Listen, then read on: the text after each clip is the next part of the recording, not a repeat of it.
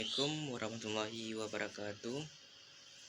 Di sini dengan saya Muhammad Rizky Akbar dengan NIM 23070568 akan menjelaskan tentang kelebihan dan kekurangan dari struktur data.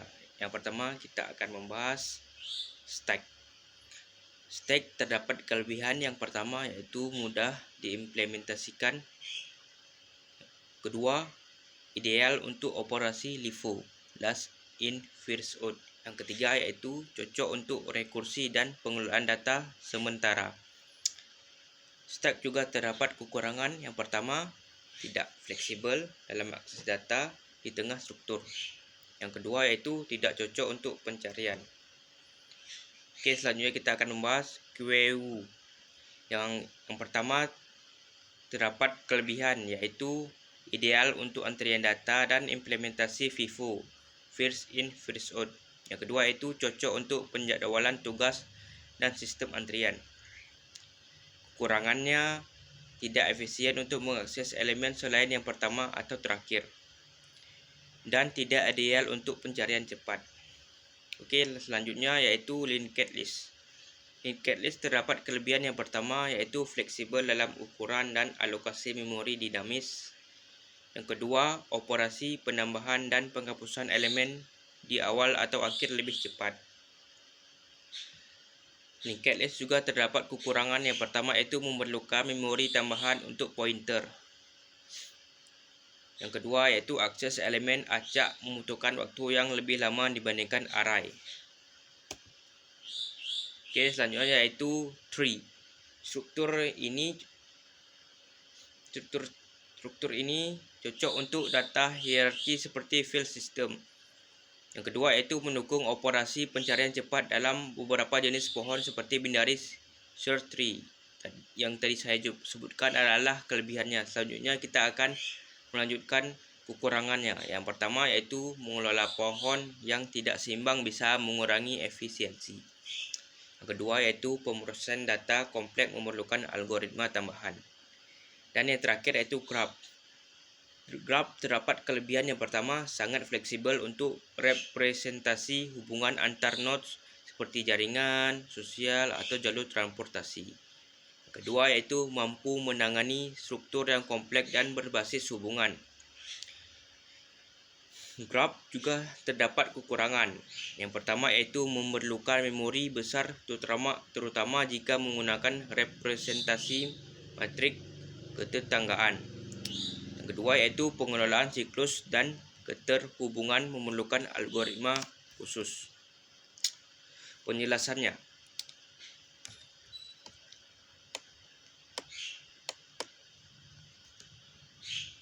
Stack adalah struktur data yang cocok untuk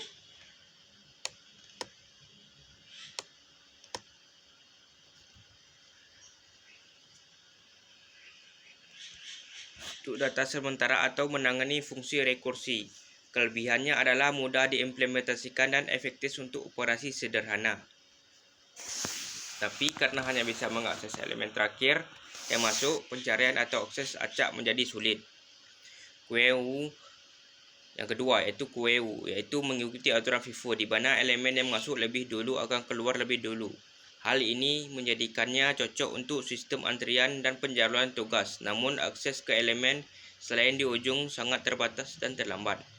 Yang ketiga itu linked list. Linked list memungkinkan penambahan atau penghapusan elemen secara dinamis tanpa perlu mengalokasikan memori tetap. Namun karena tiap elemen memiliki pointer, ini meningkatkan kebutuhan memori dan mengakses elemen acak yang membutuhkan waktu lebih lama.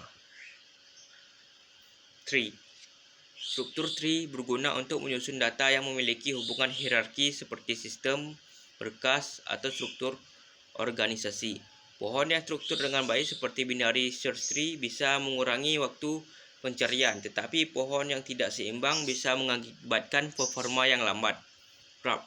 Struktur graph memungkinkan representasi data saling berhubungan ideal untuk hubungan kompleks seperti jaringan atau graf jalan. Namun, karena kompleksitas dan sering memerlukan memori besar, implementasi graph dapat menjadi mahal dan menantang terutama saat mengelola keterhubungan antar nodes. Okey, selanjutnya kita membahas perbezaan array dan list. Array iaitu struktur data yang digunakan untuk menyimpan elemen dengan tipe data yang sama. Dalam Python, array biasanya digunakan dengan modul array karena array standar tidak didukung secara langsung seperti list. Array cocok untuk operasi numerik yang mengharuskan elemen berjenis data yang sama. List, struktur data bawaan Python yang bisa menyimpan elemen dari berbagai tipe data sekaligus. List fleksibel dan lebih umum digunakan karena dapat berisi campuran tipe data, integer, float, dan string, dan lain-lain. Okey, selanjutnya kita akan membahas codingannya. Okey, selanjutnya kita akan melanjutkan codingan dari array dan list. Okey, di sini saya sudah membuat codingannya. Codingan yang pertama iaitu array dan list.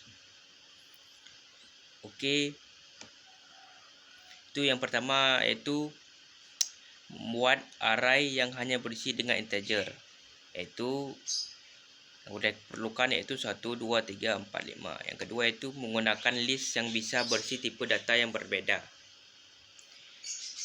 Ketiga iaitu menampilkan isi dari array dan list. Okey, yang keempat iaitu menambahkan elemen ke array dan list. Yang ini adalah array hanya menerima integer, sedangkan yang ini list menerima berbagai tipe data.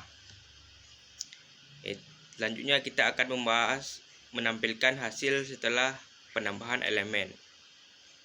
Okey, yang terakhir iaitu mengakses elemen pertama. Okey, selanjutnya kita akan merunningnya. Okey, ini adalah hasil dari apa yang kita coding tadi. Keluarnya isi array 1, 2, 3, 4, 5. Isi listnya itu karena kita tulis di sini 1 hello, dia akan keluar seperti ini. Itu setelah penambahan elemen dalam isi array terdapat 1, 2, 3, 4, 5, 6. Karena di sini array jadi dia digabung. Itu selanjutnya yaitu isi list. Isi list karena kita di sini menulis itu true dan karena ada word di sini untuk penambahan data, yaitu dia akan menambahkan di sini. Dan ini elemen pertama dari array yaitu 1 dan elemen pertama dari list yaitu 1.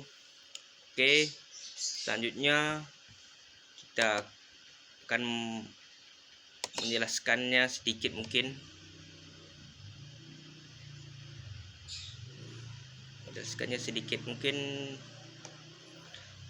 Mungkin di sini bisa kalian lihat kesimpulannya yaitu array hanya dapat menyimpan tipe data yang sama dan memiliki performa yang lebih baik untuk operasi matematika, sedangkan list lebih fleksibel karena dapat menyimpan tipe data yang tidak membutuhkan modul tambahan. Selanjutnya kita akan bahas kebenaran dari statement yang tadi bahwa pemrograman Python dan operasi penambahan penghapusan elemen. Hasil dari pemrograman di atas membuktikan perbedaan antara array dan list, operasi penambahan dan penghapusan elemen serta dalam operasi aritmatika. Yang pertama yaitu penambahan dan penghapusan elemen. Array hanya bisa menambah elemen dengan tipe data yang sama, integer dalam hal ini. Setelah penambahan menghapus elemen, array berhasil menyimpan elemen integer saja. List yang kedua yaitu list dapat menambah elemen dengan tipe data yang berbeda dan menyimpan elemen yang beragam termasuk string dan float. Operasi aritmatika, array berisi tipe data integer yang seragam sehingga operasi penjumlahan elemen dapat dilakukan dengan lancar.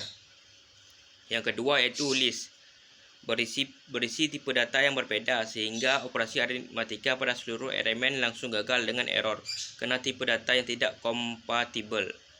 Dengan demikian, perbedaan ini menunjukkan bahwa array lebih efisien untuk operasi aritmatika pada elemen yang homogen, sementara list lebih fleksibel namun tidak optimal untuk operasi seragam. Oke, sekian mungkin yang dapat saya sampaikan.